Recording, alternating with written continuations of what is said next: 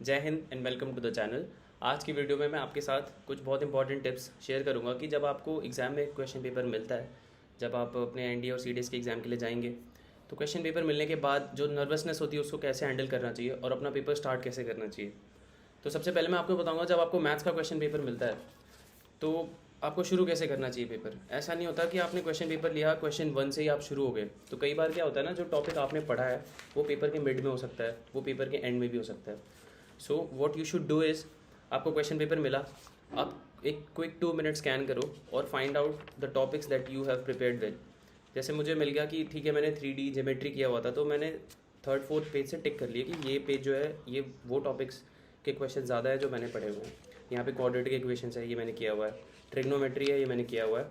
और ठीक है, ये इंटीग्रल कैलकुलस, ये टॉपिक्स मैंने नहीं किए हैं तो मैं इनको स्किप कर देता हूँ। आपने पहले मार्क कर लिया, तो ये चीज़ करने में आपको हार्डली 2 to 3 मिनट्स लगेंगे। बट इसका बेनिफिट बहुत ज़्यादा है, बिकॉज जो आप पहला क्वेश्चन सॉल्व करोगे, आपने क्योंकि अच्छे से प्रिपेयर किया है वो topic, you will be able to solve that question.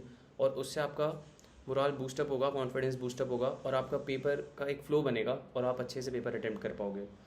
तो मैथ्स में क्या करना चाहिए, हमेशा आपको जो टॉपिक्स आपने पढ़े हैं उनको टिक मार्क कर लो पेपर शुरू करने से पहले। और जितने पॉसिबल क्वेश्चंस आपको आते हैं पहले वो सारे करके ख़त्म कर लो। उसके बाद उन टॉपिक्स पे जाओ जो कई बार ज़्यादा टाइम देने पे क्वेश्चन सॉल्व हो जाते हैं। And one more and in maths section, जब भी कभी भी वैल्यू पूछी जाती है आपसे, कोई भी एक्सप्रेशन दिया है, एक्स की वैल्यू पूछी है, एंगल की वैल्यू पूछी है, तो मेक श्योर कि आप ऑप्शंस का यूज़ कर पा रहे हो। उन कंडीशंस में उन ऑप्शंस को रख के देखो। कई बार क्या होता है, आप ऐसे क्वेश्चन भी 3-4 क्वेश्चन निकाल सकते हो एक पेपर में। सो ये एक एडिशनल आपको मार्क्स मिल जाएंगे इन कुछ क्वेश्चंस के। मूविंग ऑन टू जीएटी और इंग्लिश का पेपर कैसे करना चाहिए। तो सपोज ये जनरल एबिलिटी का पेपर है या जीके का पेपर है। अब मुझे सारे क्वेश्चन एज इट इज़ कभी नहीं आते। कभी आपसे वो ये नहीं पूछेंगे कि इंडिपेंडेंस डे कब सेलिब्रेट करता है इंडिया, रिपब्लिक डे कब सेलिब्रेट करता है, when did we got independence from the britishers. तो ऐसे डायरेक्ट क्वेश्चंस आपको कभी नहीं मिलेंगे। ऑप्शंस होते हैं, बहुत कन्फ्यूजिंग होते हैं। तो यहाँ पे जो चीज़ करनी चाहिए वो ये है कि पहले आप देख लो कि कौन से टॉपिक आपने इन डेप्थ पढ़े हैं। जैसे साइंस हो गया, इजी है, आपने ज्योग्राफी या पॉलिटी में क्या पढ़ा था और वो कहाँ पे है उसका क्वेश्चन। तो आप पहले फाइंड आउट करके उसको मार्क कर लो।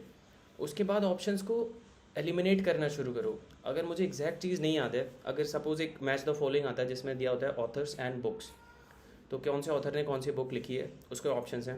हालांकि मुझे चारों का नहीं पता, but I know that which 2 authors have written which 2 books that are given in the option. तो मैं उनको मैच करके ऑप्शन में एलिमिनेट कर सकता हूँ। जो मेरे पास 4 ऑप्शन होंगे, मेरे को पता चल जाएगा कि भाई ये 3 या ये 2 तो होंगे ही नहीं, हो ही नहीं सकते।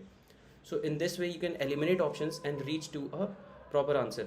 ये चीज़ बहुत ही ज़्यादा यूज़फुल होती है इन जीके पेपर, ठीक है। तो I hope you all will definitely use this tips in the exam और आपको इसका बेनिफिट देखने को मिलेगा। जब भी आप पहला क्वेश्चन करते हो एग्जाम में और वो करेक्टली करते हो, तो आपका कॉन्फिडेंस बहुत बढ़ता है और वो एक फ्लो क्रिएट कर देता है।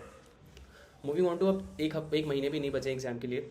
सो at this point of time I request you all not to search for material resources की ये भी पढ़ लेता हूँ, ये भी पढ़ लेता हूँ। अब आपको ज़्यादा से ज़्यादा प्रैक्टिस करनी चाहिए मॉक टेस्ट की, और ज़्यादा से ज़्यादा प्रैक्टिस करनी चाहिए सिटिंग हैबिट डालने की। जैसे एग्ज़ाम अगर 10 बजे से शुरू होता है, 2 बजे तक चलता है, तो आप एक हैबिट बनाओ कि आप 10 से 2 तक बैठ के लगातार पढ़ पा रहे हो। अभी से वो हैबिट डेवलप कर लो, जिससे कि जब आप एग्ज़ाम में जाओ, वहाँ बैठो, तो आपको कुछ अजीब सा फील ना हो।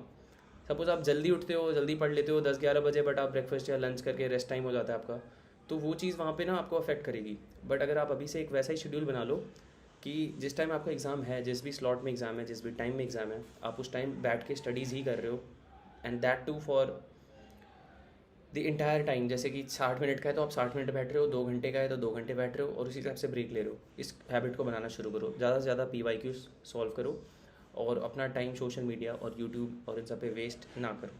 थैंक यू एंड जय हिंद।